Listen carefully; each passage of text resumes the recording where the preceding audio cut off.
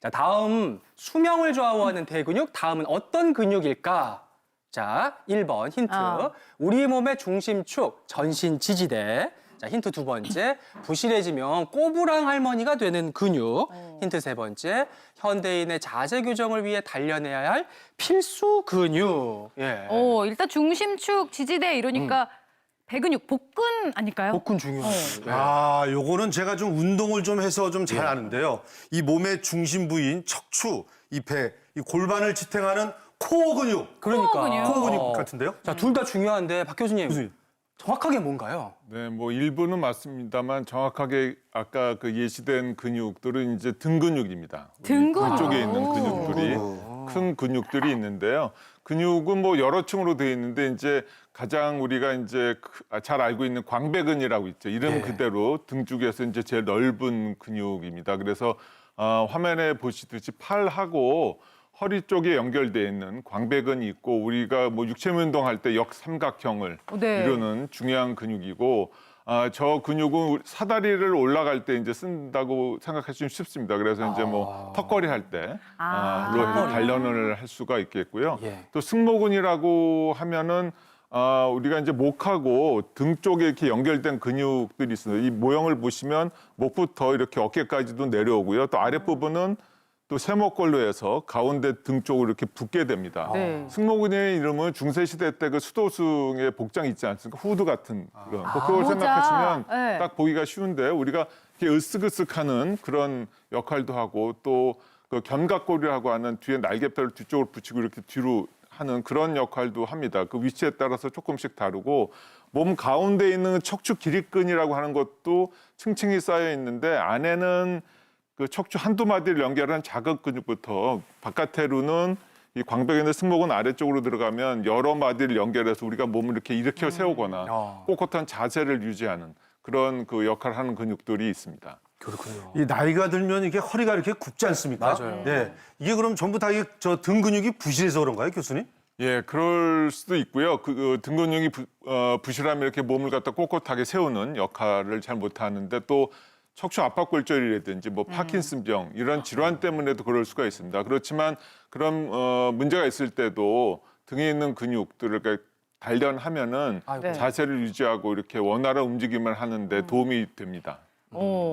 내 자신의 뒷모습을 잘 안 보다 보니까 이 등 근육 단련할 생각을 별로 못했던 것 같은데 그렇다면 이 등 근육이 좀 부실해졌다는 신호, 위험 증상에는 어떤 게 있을까요? 네, 우리가 우선 등 근육이 부실해졌다는 신호는 자세에서부터 눈에 상당히 띄게 됩니다. 아까 이제 말씀을 해주셨지만 대개는 상체를 지탱해주는 중요한 근육들이잖아요. 그렇기 때문에 이게 약해지면 몸이 앞으로 기울게 되고 그렇게 되면서 눈에 띄게 점점 구부정한 자세를 유지를 할 수가 있어요. 그리고 우리가 몸통에 붙어 있는 게 결국 목이랑 어깨잖아요. 이제 그게 결국은 그쪽까지 같이 힘을 받기 때문에 힘이 약해지면서 목이랑 어깨가 항상 무겁다던가 불편한 증상이 생길 수가 있습니다. 그리고 허리 통증도 당연히 동반이 될 수가 있고요. 그리고 우리가 한쪽이 불편하거나 하면 다른 쪽에 오히려 힘을 더 많이 싣거나 하게 되기 때문에 비대칭적으로 힘이 주어지거나 하게 돼서 결국은 이제 어깨라던가 골반이라던가 이게 좌우 비대칭이 되는 경우가 있습니다.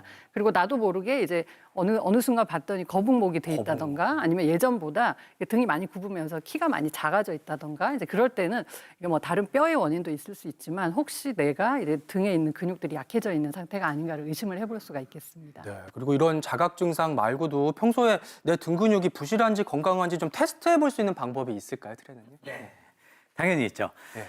우리가 이제 간단하게 테스트할 수 있는 방법인데요. 예. 우선은 몸을 이렇게 꼿꼿이 세워주는 게 중요합니다. 꼿꼿이. 이 상태에서 손을 이렇게 뒷부분에 등 쪽을 최대한 이렇게 내려주세요. 그럼 이 상태에서 우리가 팔꿈치의 위치의 모습을 보는 건데 네. 팔꿈치가 앞에 있으면 우리가 더 등이 많이 굽었다라고 볼 수가 있고요. 이렇게 등이 많이 굽어 있는 경우는 등 근육을 아무리 조으려고 해도 잘 조여지지가 않습니다. 네, 그래서 이런 경우는 반드시 스트레칭을 해주셔야 되는데 스트레칭을 하게 되면 팔꿈치가 점점 뒤로 가게 돼요. 이게 정상 라인으로 볼 수가 있습니다. 그렇군요. 네, 한번 김덕현님 한번 예, 한번 봐주시죠. 네.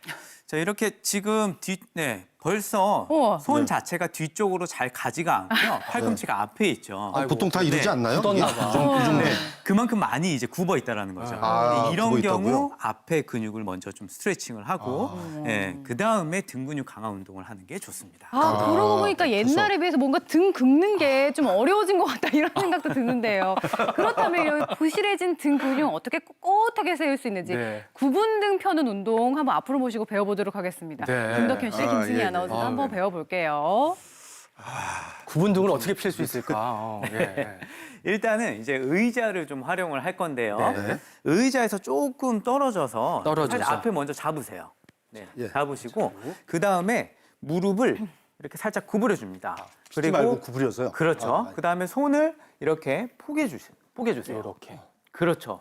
다음 이 상태에서 상체를 아래로 누르면서 상체를 돌려줍니다. 이렇게. 올려서. 빨래 짜듯이. 그렇죠. 어머, 네. 어머. 오우야. 야, 이거 완전 꽈배기네요. 네. 다시 한 번 더 원 상태로 왔다가 야, 시원하다. 아래로 쭉 누르면서, 누르면서. 그 다음에 상체를 돌려주세요.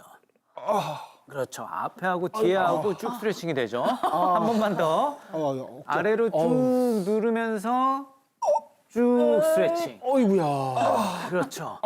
네, 이런 식으로 네, 반대쪽도 마찬가지예요. 이 어깨가 너무 네. 아픈데요? 여기 날개가 쫙 늘어나는 느낌이 나요. 그렇죠. 네, 날개 날개가. 쪽을 쭉 늘려주면서 해야지 우리가 등 근육을 좀 더 조일 수 있는 그런 몸의 자세가 만들어질 수 있다는 거죠. 네. 자, 이번에는 등 근육을 한번 직접 만들어 보겠습니다. 아, 강화하는 오. 운동. 네.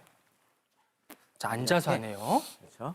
의자에 걸터 앉아야 됩니다. 네. 그리고 발의 위치는 어깨 넓이보다 조금 더 넓게, 넓게. 만들어 주시고 손은 가볍게 허벅지 위에다가 이렇게 올려주세요. 자, 다음 이렇게 가슴을 앞으로 쭉 내밀고 어깨뼈 있죠? 네. 이 어깨뼈를 뒤로 보내서 등을 꽉 조여준 상태에서 아래로 천천히 내려가 보세요. 그러면 등이 더 내려갈 때마다 더 강하게 조여질 거예요. 그렇죠. 근데 네. 이게 아픈 게 좀 정상이죠, 네, 그래도. 등 쪽이 꽉 조여지는 거죠. 오. 힘 좀 빼시고. 네, 힘이 너무 들어갑니다. 힘 들어가서. 네. 네. 그리고 아주 천천히 올라오는 거죠. 네, 김덕현님 같은 경우는 힘을 너무 주다 보니까 지금 어깨가 쑥 올라가 버리거든요. 아, 어깨가 그래서 올라가면 안 돼요. 그렇죠. 이렇게. 어깨가 올라가지 않게 내리고 어깨를 벌리고. 내린 상태에서 한 번만 더 해볼게요. 네. 가슴을 쭉 내밀면서 어깨뼈를 뒤로 꽉 조여주고 등 쪽을 강하게 조여주세요. 그렇죠. 네. 이게 모든 운동은 좀 힘을 좀 빼야 되겠군요, 이게. 그렇죠. 네. 그러니까 이게 네, 척추를 빼시면서. 중심으로 해서 네. 양쪽이 이렇게 만나는 느낌이 네, 나는 맞습니다. 거죠. 네, 이게 네. 이렇게 만나는 느낌. 네, 네, 네. 어깨, 그렇죠. 어깨 쪽이. 네. 그렇군요. 여기까지 가겠습니다.